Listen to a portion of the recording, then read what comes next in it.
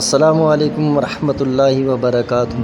دوستو، آپ نے ہمارے چینل روحانی علم نقش بند کو اگر سبسکرائب نہیں ہو تو سبسکرائب کر لیں اور بیل آئیکن کا بٹن لازمی دبائیے تاکہ ہر ویڈیو کا نوٹیفیکیشن سب سے پہلے آپ تک پہنچے۔ دوستو، آج ہم آپ کی خدمت میں پیش کر رہے ہیں کہ نقش کو پر اثر کیسے کیا جائے، یعنی نقش کے اندر تاثیر کیسے ہو، یہ اس کا طریقہ کیا ہے۔ بعض عاملین آپ نے دیکھا نقش بنانا جانتے ہیں، نقش لکھنا جانتے ہیں، نقش کے جو بھی طریقہ کار ہیں ان سب کو فالو کرتے ہیں۔ مثلا جیسے نقش لکھتے وقت یہ خیال رکھنا ہے کہ ہم نے جو اعداد ڈالنی ہے وہ کونوں سے بچانا ہے تاکہ ٹچ نہ ہو، مس نہ ہو، اس طرح بھی نقش سے اثر غائب ہو جاتا ہے۔ اسی طرح بتاتے ہیں کہ بھئی جس طرح ہم بھی بتاتے ہیں کہ نقش لکھتے وقت جب آپ عدد ڈال رہے ہیں تو اس وقت سانس روک لیا کریں تاکہ نقش کے اندر طاقت بھر جائے۔ اسی طرح زبان بندی کے لیے جو عمل کیے جاتے ہیں، یا دشمنی کے لیے، یا عداوت و نفرت کے لیے، بغض و کینہ کے لیے، یعنی جو غیر شرعی محبت آپ اس میں کر رہے ہوتے ہیں ان کو اگر جدائی کے لیے ہم یہ عمل بجا لاتے ہیں تو اس کے لیے کیا کرنا ہوتا ہے کہ ہمیں اپنی زبان کو دانتوں میں دبا کر اور سانس کھینچ کر پھر لکھنا ہوتا ہے تاکہ نقش میں اثر پیدا ہو اور سامنے والے کے درمیان جلد ہی جلد تفریق پیدا ہو جائے۔ تو یہ یعنی اس طرح کے طریقہ کار بتاتے ہیں۔ پھر بتاتے ہیں کہ بھئی نقش کو چھوڑ کر نہیں جانا ہے، یا نقش لکھتے وقت باتیں نہیں کرنی ہیں۔ یہ سارے طریقے ہم نے اپنا لیے، لیکن اس کے باوجود بھی ہمارا نقش اس کے اندر تاثیر ہے ہی نہیں۔ اس میں سب سے پہلی وجہ تو یہ ہے کہ اجازت کا، کہ اگر آپ کو اس عمل کی اجازت نہیں ہے تو آپ اس کو کر رہے ہیں تو اپنا وقت ضائع کر رہے ہیں، کوئی فائدہ نہیں ہونے والا۔ اس کے علاوہ یہ یاد رکھیے کہ آپ جب بھی نقش بناتے ہیں اپنے لیے بنائیں یا کسی دوسرے کے لیے، لازمی ہے کہ جب آپ نقش بنا چکے تو اس کے بعد آپ نے کچھ صدقہ نکالنا ہے۔ صدقہ نکالنا ہے، پھر اپنے گھر میں بچے ہوں یا رشتہ داروں کے جو بچے ہوتے ہیں وہ آپ سے اگر 10-5 روپے طلب کرتے ہیں یا اس طرح جاتے ہیں، جیسے رشتہ داروں میں بچوں کی عادت ہوتی ہے، تو آپ ان کو خالی نراش نہ کریں، اپنے جیب میں سے کچھ نکالیں اور دیں۔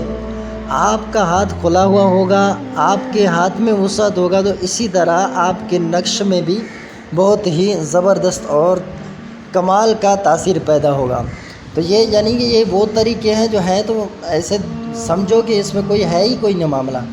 لیکن یہ وہ چیزیں ہیں جب آپ ان کو کرنے لگیں گے تو آپ کے نقش کے اندر، آپ کے دم کرنے کے اندر بہت ہی زیادہ پاورفل تاثیر پیدا ہو جاتا ہے۔ اسی طرح ایک طریقہ یہ ہے کہ جب آپ راستے سے گزر رہے ہیں تو آپ دیکھیں کوئی عورت گزر رہی ہے، پریشان ہے، یا مثلا بیٹھی ہے، انتظار میں بیٹھی ہے، کوئی جس طرح یہ ہوتے ہیں نا ہسپتالوں کے باہر، اس طرح اور بیچارے ہوتے ہیں جیسے بھکاری ہوتے ہیں یا اس طرح فقیر لوگ ہوتے ہیں،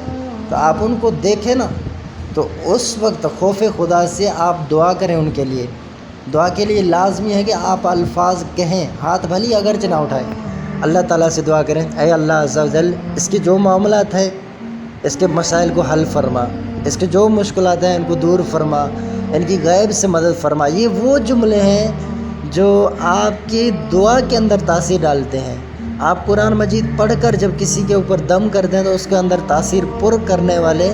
یہ وہ جزیات ہیں۔ اسی طرح جب آپ نقش لکھتے ہیں، نقش کام نہیں کرتا، اگر اس کام کو بھی آپ کرتے ہیں،